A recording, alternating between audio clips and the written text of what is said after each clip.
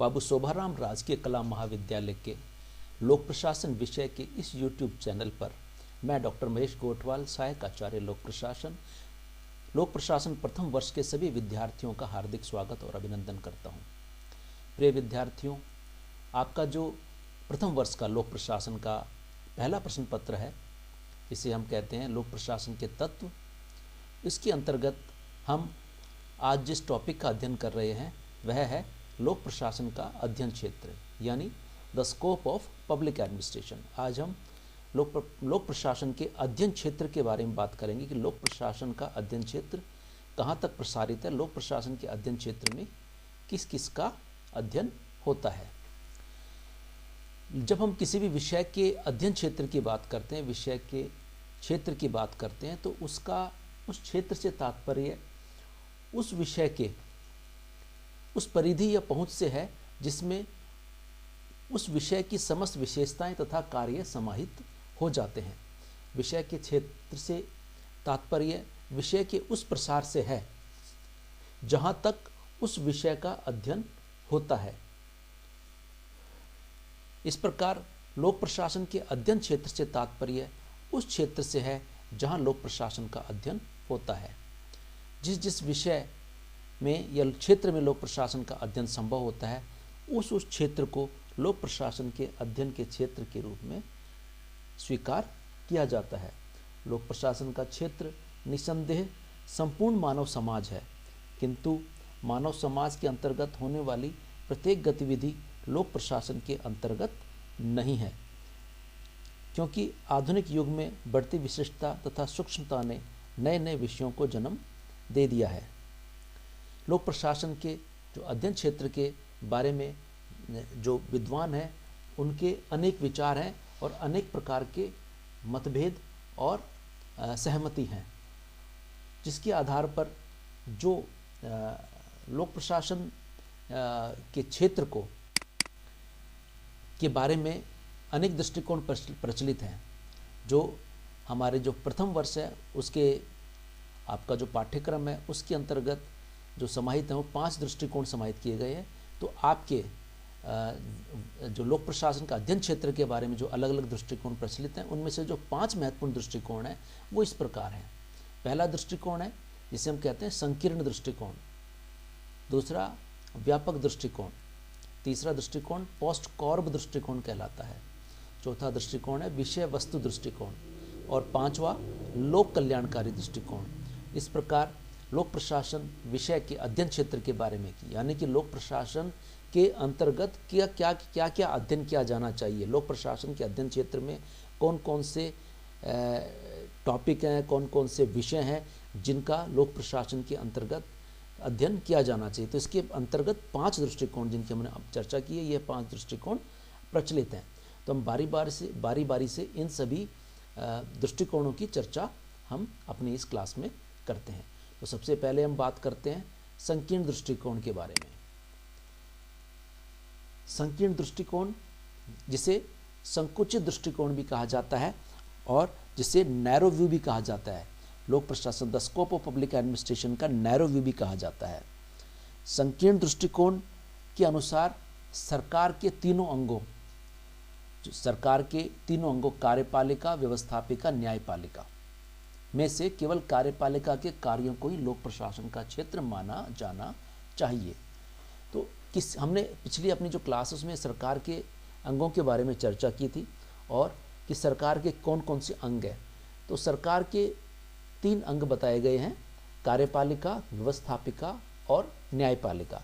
जब हम लोक प्रशासन की परिभाषाओं के बारे में बात करते हैं, लोक प्रशासन के अर्थ के बारे में जानने का प्रयास करते हैं, तो उसके अंतर्गत भी लोक प्रशासन की परिभाषाओं के बारे में भी यह बात निकल कर आई थी कि कुछ परिभाषाएं संकीर्ण है, कुछ परिभाषाएं व्यापक है।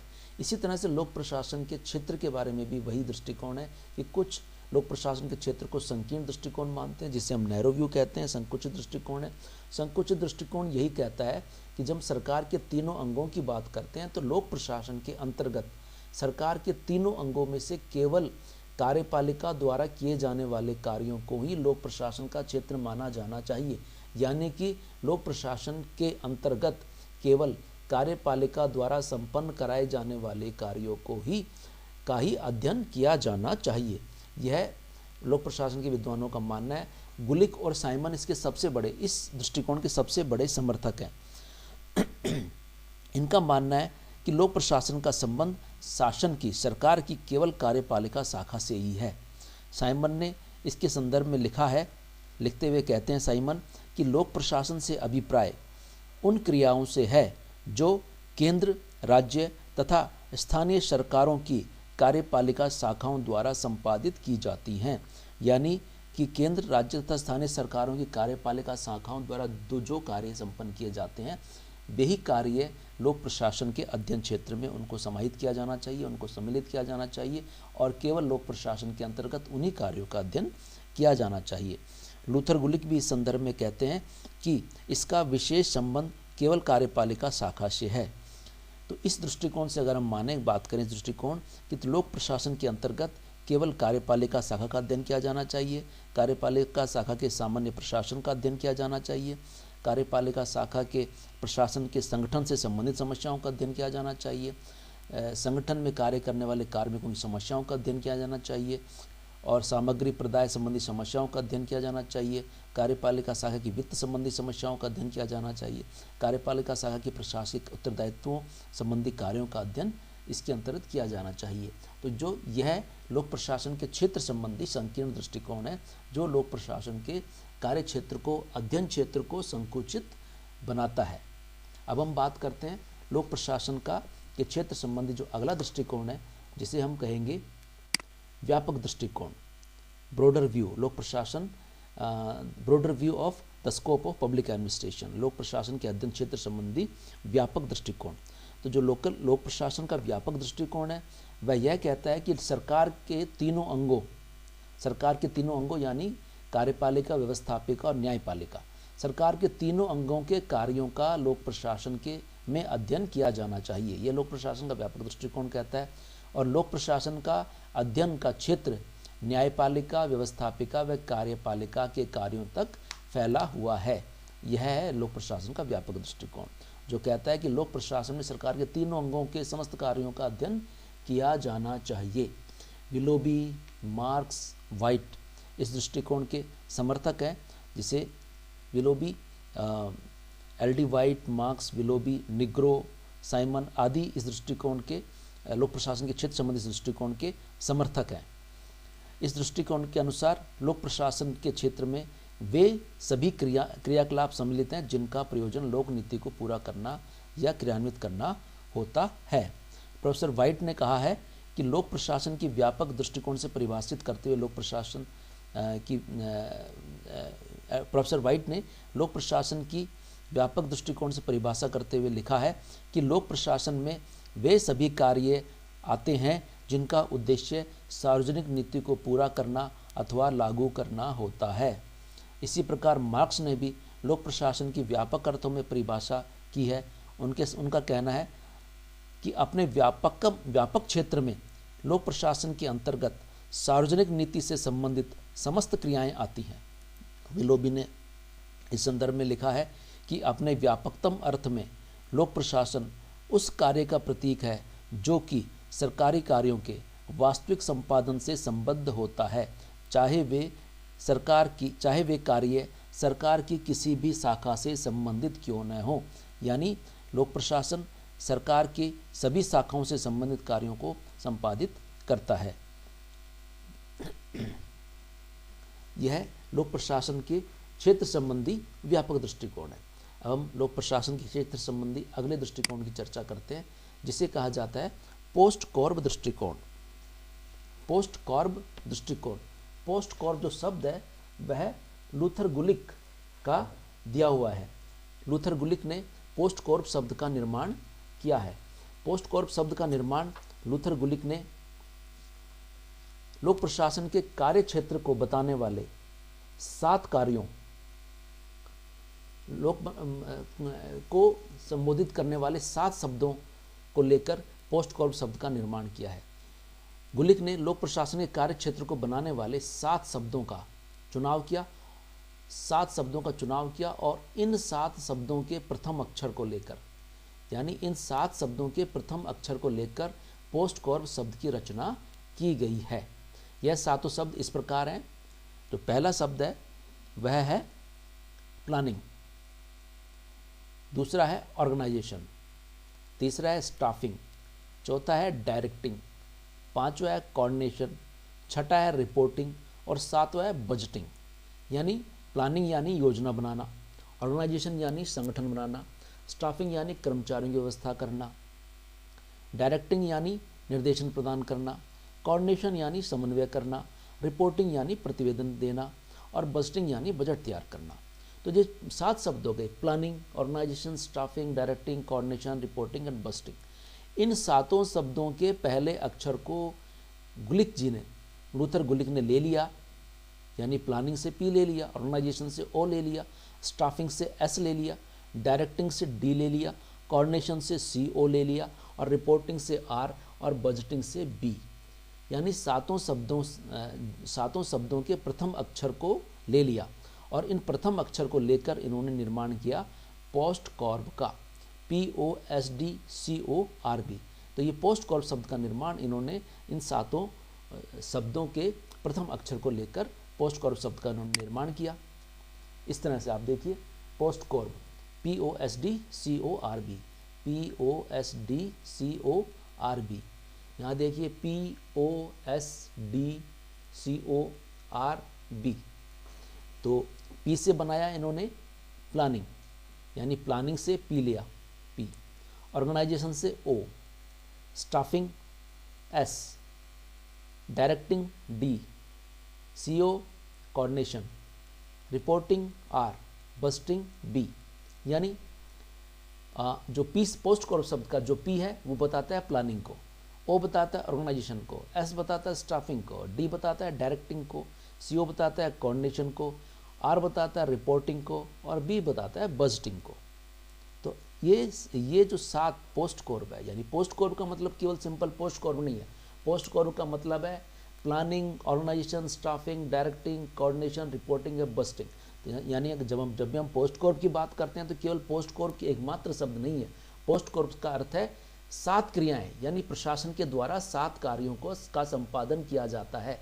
जब हम कहते हैं कि पोस्ट कॉर्प को अपनाओ, यानी पोस्ट कॉर्प को अपनाओ यानी प्लानिंग को अपनाओ, ऑर्गेनाइजेशन को अपनाओ, स्टाफिंग को अपनाओ, डायरेक्टिंग को अपनाओ, कोऑर्डिनेशन को अपनाओ, रिपोर्टिंग को अपनाओ और बजटिंग को अपनाओ। यानी प्रशासन के द्वारा किसी भी, अगर हम कहें मुख्य कार्यपालिका के द्वारा पोस्ट कॉर्प कार्य किए जाते हैं, यानी मुख्य कार्यपालिका क्या करती है, प्रशासन के द्वारा पोस्ट कॉर्प के कार्य किए जाते हैं। यानी प्रशासन क्या करता है, प्रशासन प्लानिंग करता है, ऑर्गेनाइजेशन करता है, स्टाफिंग करता है, डायरेक्टिंग करता है, कोऑर्डिनेशन करता है, रिपोर्टिंग तैयार करता है, बजट बनाता है। तो ये 7 कार्य पोस्ट कॉर्प यानी लोक प्रशासन के 7 टास्क। तो पोस्ट कॉर्प दृष्टिकोण क्या कहता है कि लोक प्रशासन के अंतर्गत केवल पोस्ट कॉर्प का अध्ययन किया जाता है। प्लानिंग यानी योजना बनाना। लोक प्रशासन में निर्धारित लक्ष्य को प्राप्त करने के लिए आवश्यक विभिन्न गतिविधियों को पहचान कर उन्हें इस प्रकार के प्राथमिकता क्रम में रखना ताकि उद्देश्यों को प्रभावी ढंग या तरीके से प्राप्त किया जा सके। यह प्लानिंग की परिभाषा है। प्रत्येक संगठन अपने उद्देश्यों की प्राप्ति तथा कार्यकुशलता को बनाए रखने के लिए समय के अनुसार प्रयास करता है। इन प्रयासों में भावी योजनाएं तथा कार्यक्रम सम्मिलित हैं। प्रशासन का यह दायित्व है कि वह समस्त प्रकार के संसाधनों का सदुपयोग सुनिश्चित करने हेतु समय रहते योजनाएं निर्मित करे। इन योजनाओं के निर्माण, रूपरेखा तथा कार्यनीति के निर्धारण को ही नियोजन कहा जाता है। यानी लोक प्रशासन का कार्य यह है कि वह अपने निर्धारित लक्ष्य को प्राप्त करने के लिए जो उसे कार्य करने हैं उन कार्यों को सही तरीके से, इन कार्यों का नियोजन करे, उन कार्यों को पहचाने, उन गतिविधियों को पहचाने और उन्हें उनका इस तरह से क्रम बनाए उनको, ताकि लोक प्रशासन अपने निश्चित उद्देश्य को, निर्धारित लक्ष्य को आसानी से प्राप्त कर सके, प्रभावी ढंग से या तरीके से प्राप्त कर सके। यही है प्लानिंग, यही है योजना बनाना। यानी निर्धारित लक्ष्य को प्राप्त करने के लिए अपनी समस्त गतिविधियों को किस तरीके से करना है, इन समस्त गतिविधियों को करने की रूपरेखा बनाना ही प्लानिंग है। अब हम बात करते हैं ऑर्गेनाइजेशन की। ऑर्गेनाइजेशन यानी संगठन बनाना। यहाँ संगठित करने का आशय संगठन के निर्माण से नहीं है, बल्कि किसी भी संगठन के उद्देश्यों के अनुसार होने वाले कार्यों तथा प्रक्रियाओं को व्यवस्थित करने से है। समस्त प्रकार के संसाधनों जैसे मानव श्रम शक्ति, धन, तकनीक, कच्चा माल तथा मशीन इत्यादि को व्यवस्थित ढंग से उपयोग में लाना ही संगठित करना है। यह कार्य संगठन की संरचनात्मक समस्या से संबंधित है। इसके अंतर्गत संगठन की संरचना का निर्माण करना, संगठन के स्तरों का निर्माण करना, पद सोपान का निर्माण करना, अधिकारों को सौंपना, नियंत्रण का विस्तार, कार्य विभाजन आदि समस्त कार्य ऑर्गेनाइजेशन के अंतर्गत किए जाते हैं। यानी संगठन का निर्माण करना, उद्देश्यों को प्राप्त करने के लिए जो आवश्यक संगठन है उसको निर्माण करना, उसको व्यवस्थित करना ही ऑर्गेनाइजेशन कहलाता है। अगला कार्य है स्टाफिंग, यानी कर्मचारियों की व्यवस्था करना। किसी भी संगठन की सबसे बड़ी पूंजी मानव श्रम शक्ति होती है, अर्थात उसमें कार्यरत कार्मिक ही संगठन की सबसे बड़ी पूंजी हैं। इन कार्मिकों के वर्गीकरण, भर्ती, प्रशिक्षण, वेतन, पदोन्नति तथा स्थानांतरण इत्यादि कार्य इसके अंतर्गत किए जाते हैं।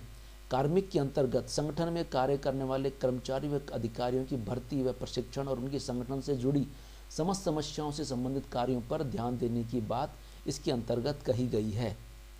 यानी जो कर्मचारी हैं, कर्मचारियों की व्यवस्था करना, जो संगठन में कार्य करने वाले समस्त कार्मिकों की व्यवस्था करना, उनकी भर्ती करना, उन्हें ट्रेनिंग प्रदान करना, उनका वेतन फिक्स करना, उनकी पदोन्नति आदि कार्यों से जुड़े जितने भी कार्य हैं उनको करने के लिए स्टाफिंग का चुना गया है। स्टाफिंग क्या करता है? कर्मचारियों से संबंधित समस्त कार्यों को निपटाता है।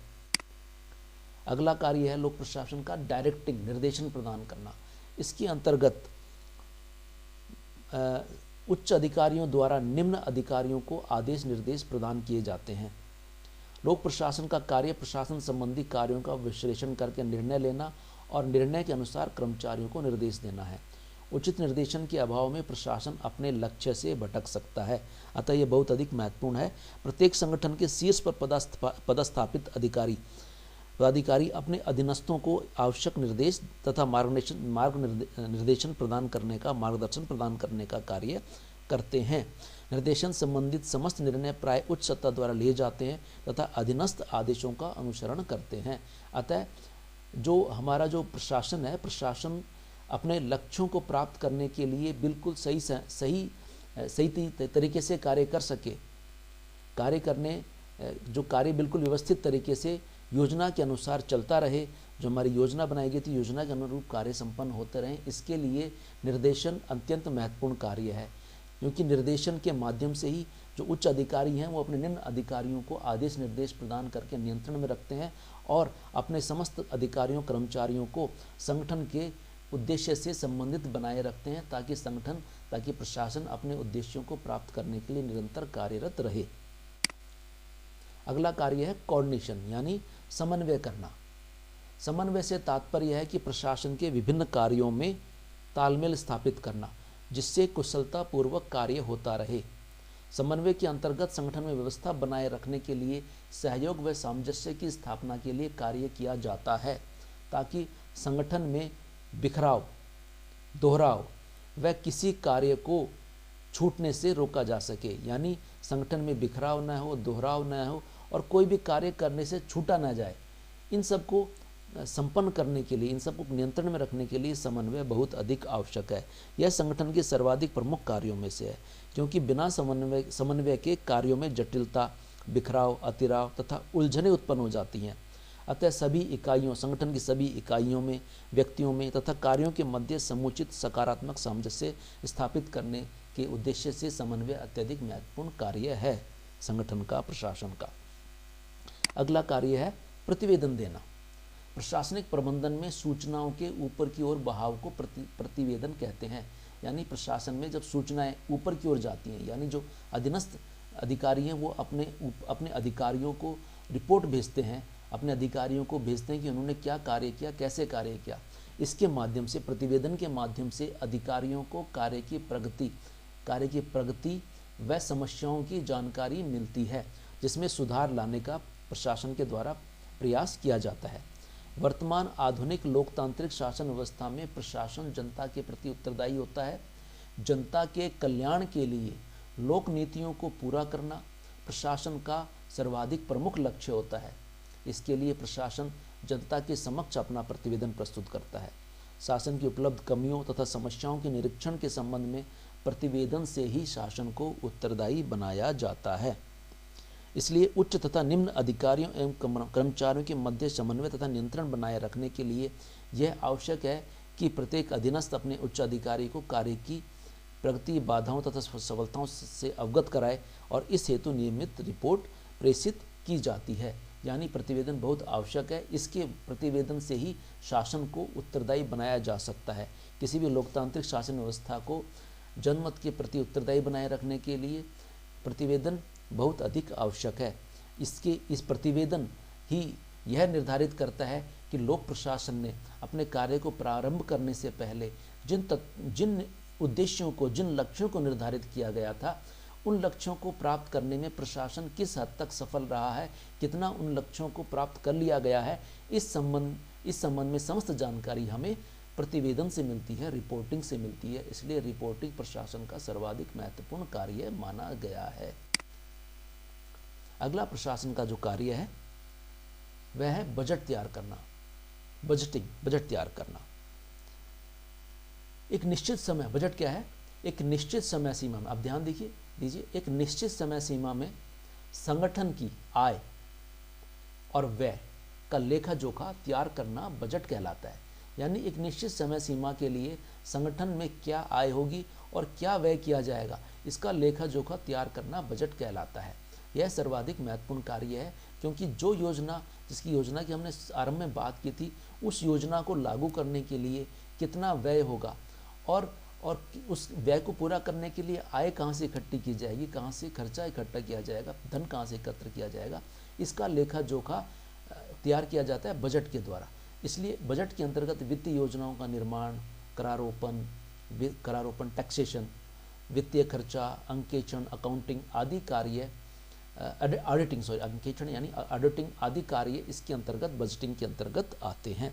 अतः बजटिंग भी प्रशासन का सर्वाधिक महत्वपूर्ण कार्य है, क्योंकि आधुनिक प्रशासनिक तंत्र का, किसी भी प्रशासनिक तंत्र का संचालन वित्त से ही होता है और वित्त के बिना कोई कार्य संपन्न नहीं हो सकता, क्योंकि संगठन में जो कार्य करने वाले अधिकारी, कर्मचारी हैं, जो कार्मिक हैं, वो भी वित्त के लिए ही, अपनी आवश्यकता की पूर्ति के लिए ही, वित्त संबंधी आवश्यकताओं की पूर्ति के लिए संगठन में कार्य करते हैं।